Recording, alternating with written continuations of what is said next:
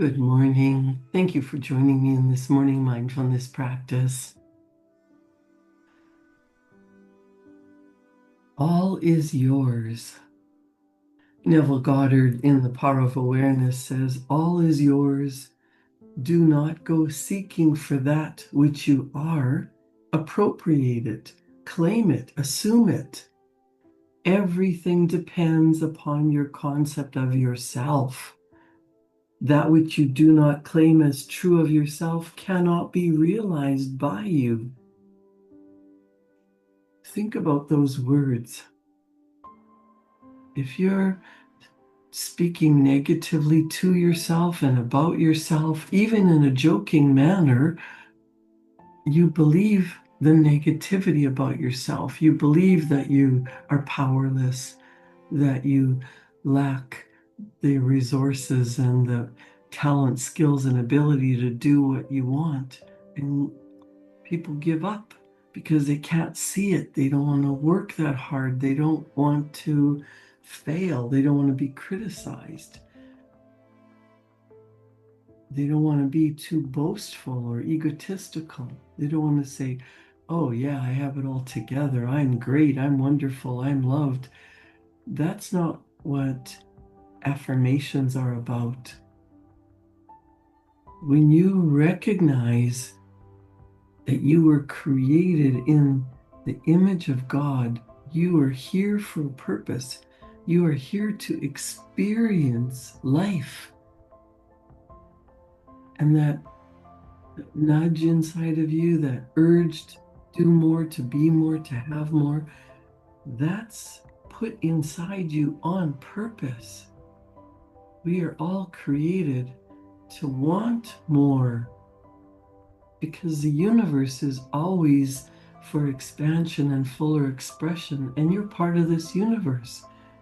You have inside of you big ideas that you want to do something else. You want more. You want to grow and change and become the best version of you. And then you want even more. That is the spiritual side of you awakening, wanting more, wanting to grow and change and be more. And you must assume that you have it in you. You must claim it. You must appropriate it.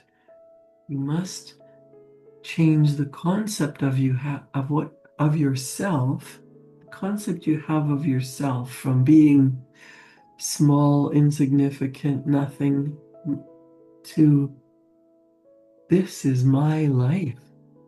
What am I going to do with it? I have one chance at this three-dimensional world. I've been gifted intellectual faculties. I'm intelligent. I have skills and abilities. Let's develop them. Let's create something really, really special.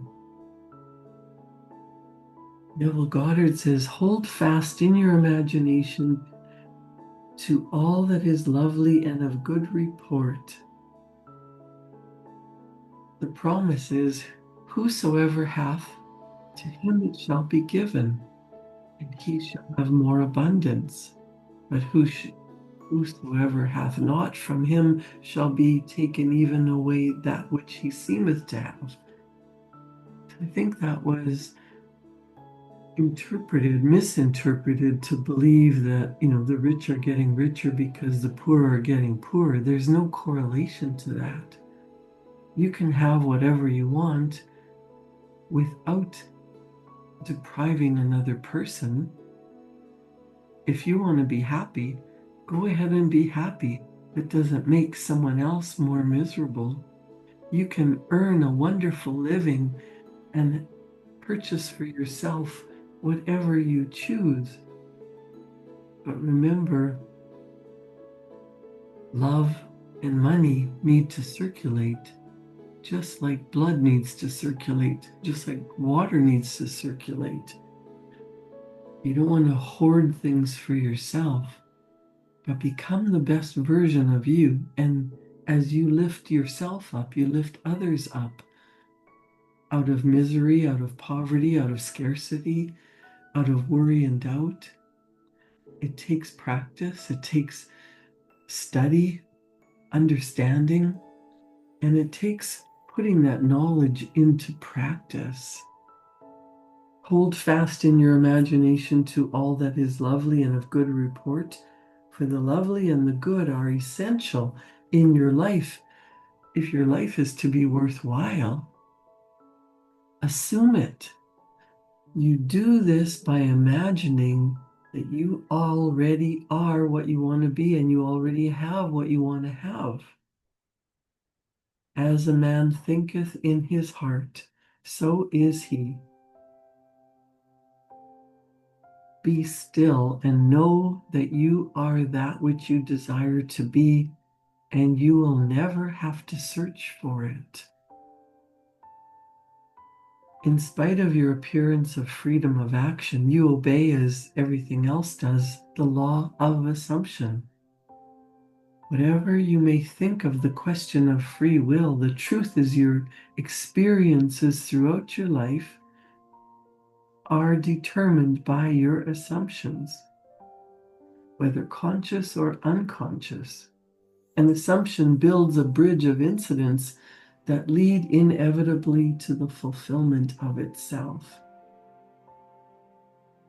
Mankind believes the future to be the natural development of the past, but the law of assumption clearly shows this is not the case.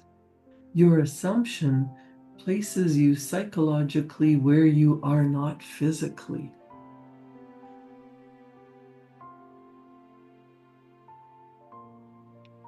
Think about sitting quietly, whether you're in your office chair or at home. You can imagine that you are in a beautiful hall filled with chandeliers and music. You can imagine yourself being on a beautiful beach in Hawaii or Bali or anywhere. Your assumption places you psychologically where you are not physically. And then your senses pull you back from where you were psychologically to where you are physically. It is these psychological forward motions that produce your physical forward motions in time. Precognition permeates all the scriptures of the world. John 14:2-3:29 says, "In my Father's house are many mansions. If it were not so, I would have told you. I go to prepare a place for you. And if I go and prepare a place for you, I will come again and receive you unto myself, that where I am, there ye may be also. And now I have told you before it came to pass, that when it is come to pass, ye might believe." The I in this quotation, Neville Goddard says, is your imagination, which goes into the future, into one of the many mansions. Mansion is the state desired. Telling of an event before it occurs physically is simply feeling yourself into the state desired until it has the tone of reality. You go and prepare a place for yourself by imagining yourself into the feeling of your wish fulfilled. Then you speed from this state of the wish fulfilled, where you have not been physically, back to where you were physically a moment ago. Then, with an irresistible forward movement, you move forward across a series of events to the physical realization of your wish, that where you have been in imagination, there you will be in the flesh also. So think about that. What have you created that you really, really wanted? If you decided that you were going on a trip. You're taking your children to Disneyland. You thought about it. Maybe you Googled it, you researched it, you talked to people, you looked at advertisements. In my day, you went to a travel agent and you looked at beautiful, colorful brochures. You looked in encyclopedias, in picture books. You watched movies. You decided Disneyland is marketed to be the happiest place in the world, and that's where I want to go. I want to be happy. I want my children to be happy. We want to go on rides. We want to experience everything that Disneyland has to offer. And by the way, Walt Disney used his imagination to create that most special, beautiful place in the world, the fantasy park. That came out of one man's imagination. Now you want to go there. First, you go there in your imagination. You have a thought. You decide that's the destination. That's the goal. That's where we're going. It might take you years of saving money. It might take you time to prepare, making sure your children are of the right age. You've got passports, travel documents, you have suitcases, and everything is prepared. And then you travel and you experience Disneyland. The fun, the lineups, the music, the characters, the rides, the food, getting off the ride and going into a shop to buy things. And then you're home and you have the memory of it. You didn't just stay home and decide, well, the ultimate goal is to come home from Disneyland.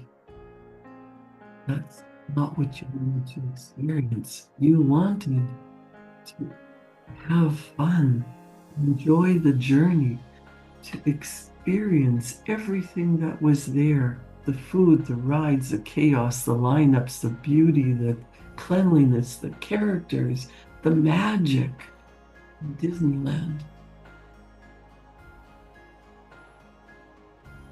In your imagination, you had assumptions, you had expectations, you had an idea, you had a picture in your mind what it would be like for the whole family to be at Disneyland. How much fun.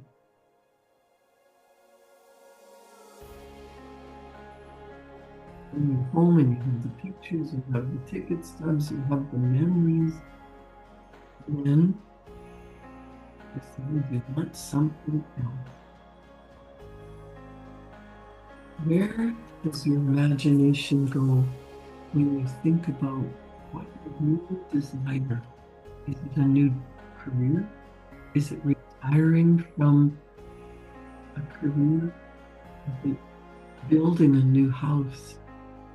Driving a beautiful vehicle? Taking the family on a trip? Being healthy? Having enough wealth that you can do what you want when you want. Having a loving partner.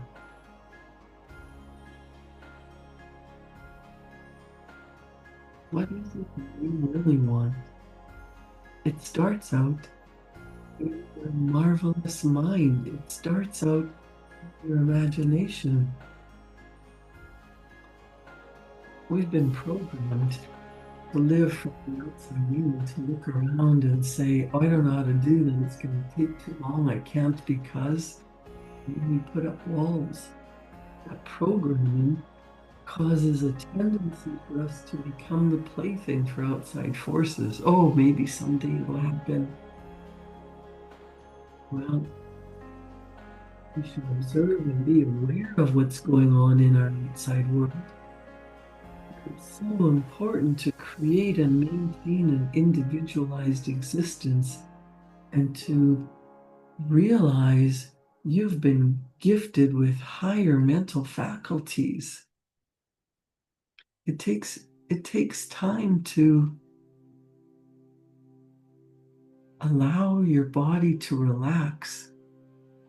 You might spend 5 or 10 minutes or half an hour just daydreaming, imagining, not using your logical mind to come up with all the reasons why it can't happen, all the excuses that are preventing you, but what do you want? We have been gifted with higher mental faculties. Besides imagination, you have perception. Maybe your perception is that you're never going to be enough, or it's too hard, or you're too shy, or there's not enough money, there's never enough time. Whatever your perception is, you can change it. You can spend some time sitting quietly, calming down the voices in your head that tell you all the reasons why it can't happen, and just allow the beautiful images of what you truly desire to become a clear picture in your mind. When you get clear on what you want, you can set it as a destination. Just like you can decide to build a house, you can decide to go to Disneyland, you can decide that you're starting new business or quitting your job. What would that look like? Our perception is simply our point of view. When we see something that causes us to think something cannot be done, we can change our perception of the situation. We can originate an idea on how it can be done.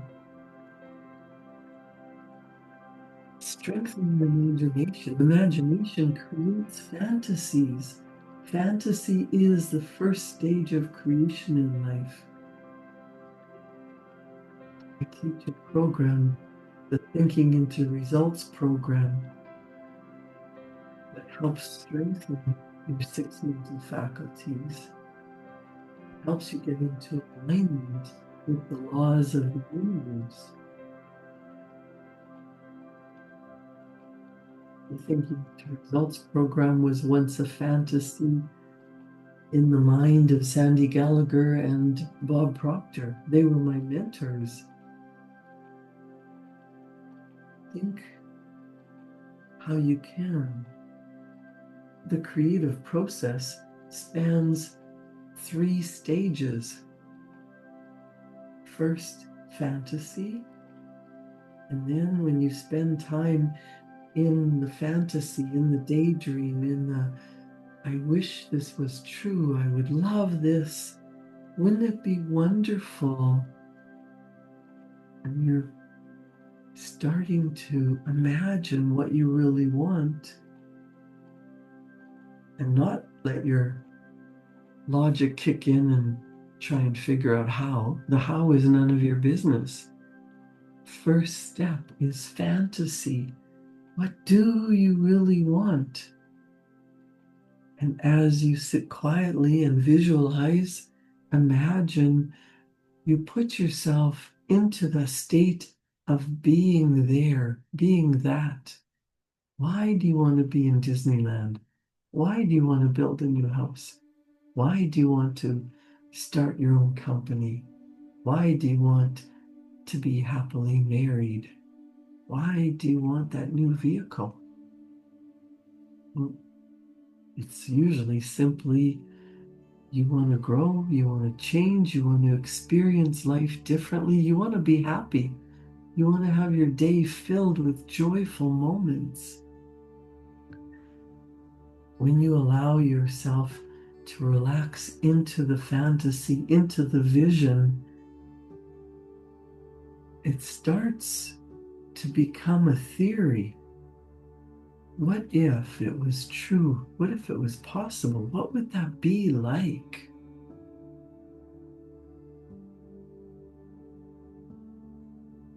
It's important to remember that without your imagination, there could be no creation in your life. Someone else will always be the star in your movie. Do you realize that everything is created twice? First in your imagination, in your beautiful mind, and then it manifests into your material world, into reality. It becomes matter, it becomes the experience, because the first stage is imagining. Imagine what it would be like. Imagination is a marvelous and miraculous force. How can you strengthen your imagination?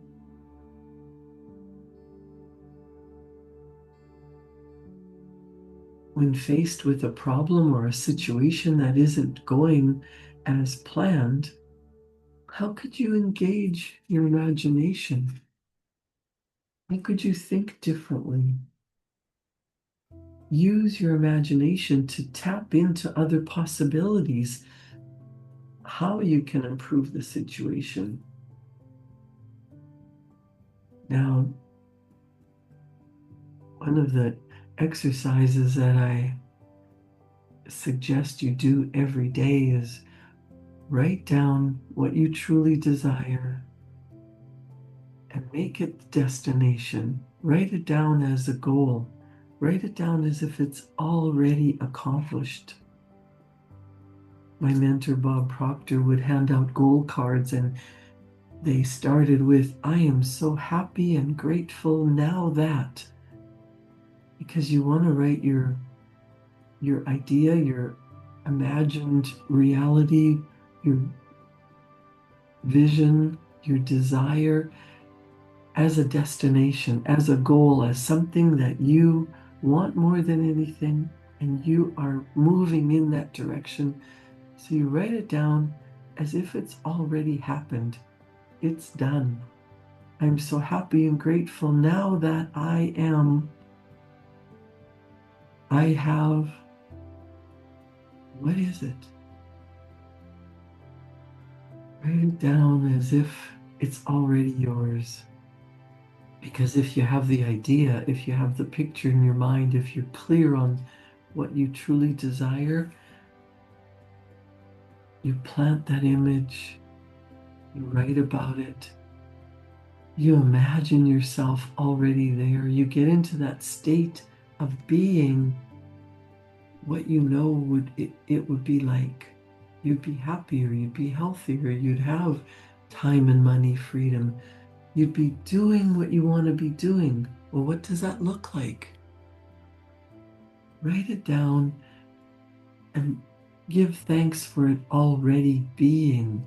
Because if it's in your mind, it's in your imagination, it's a deep desire. When you focus on that, you start to get ideas, and then you change how you're acting. You start doing things differently. You start rehearsing what it would be like to be that person, to have that goal. And then your world starts to change. As if by magic, everything starts to come together. It doesn't arrive with fanfare. You don't necessarily wake up one day jumping up and down that you're living the life of your dreams. You just realize, I am in the career I desire. I am happily married. I am healthy.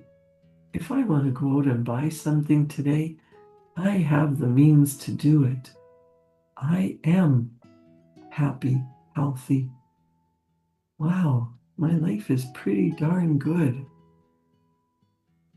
As you imagine being happy, healthy, wealthy, whatever it is that you want, and you write about it in positive language, already completed, and get into that feeling, get into the state of being there, being that, having what you desire,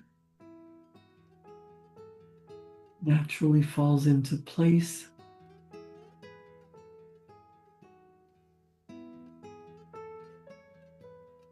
As you write about it, you start to brainstorm ways to improve your situation. You start to develop ideas. You get a hunch. Take action. When you're in this state of being already there, your higher self is showing you the path. It's giving you the ideas. Follow that path. Pay attention to your intuition, which is another one of your beautiful 6 mental faculties. How does it feel now that your goal has been completed? You're calm. It's natural. You're grateful. The more you practice this, the stronger the picture becomes, and then it just naturally unfolds. It becomes your life because you have become the person that knows, that does, that is. If you want to be happy, and your world will change like night and day. Create the image in your mind of what you desire. Practice being there. Write about it, feel about it, and then do something about it. Create a wonderful day. Thank you for joining me in this morning mindfulness practice. We'll see you back here tomorrow morning at 7. And for my clients, we'll explore more about your 6 beautiful mental faculties at 9 o'clock. See you soon. Have a wonderful day.